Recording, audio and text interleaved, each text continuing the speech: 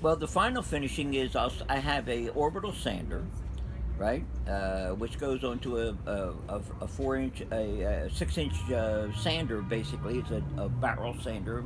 I use either DeWalt or you know, and I have a pad on it, a 5 inch pad, and I'll get the sandpaper and I'll start with 36 grit sandpaper, and go over it. Take out all the rough stuff with a 36, and I'll go up to 350 to get the final smoothness. So it's a process of just going from the higher grit, the lower grit to the higher grit to sand it out. Now I also have, here's another tool that most people don't know about, but they should have it. I got a quarter horsepower motor, okay? And I went into an automobile body place and I got a flexible shaft, a 4-foot flexible shaft, okay?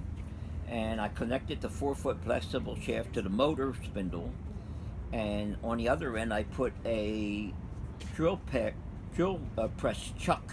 Yep. And now I can put a sanding drum, right? I'll get a sanding drum, a 3-inch sanding drum. Yep. And I'll put, I can start again with 36 grit sandpaper all the way up to 400 grit sandpaper on that drum.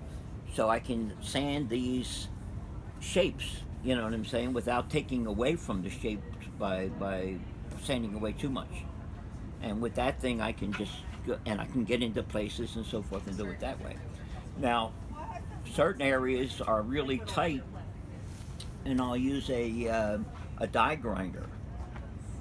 A die grinder is a metal worker's tool, right? And what I do is I get over at there's a couple of places you can buy them, but I buy these metal balls that have carbide blades on them. Yes. And I put that in a die grinder. Now it's running at 21,000 RPMs.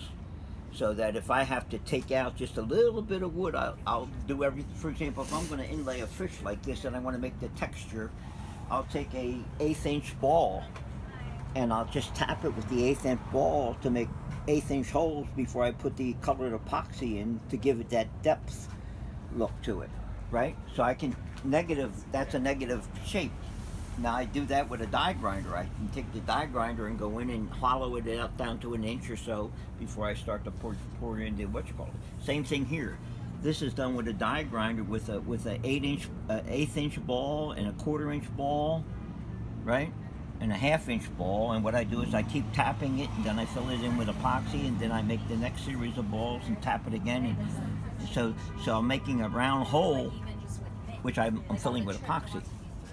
You see what I'm saying? So it makes it a lot easier to do it that way than to say, how else you're going to take a drill bit and drill it, and that becomes messy because the die grinder with the blade is going to make it clean. It's going to Cut it out with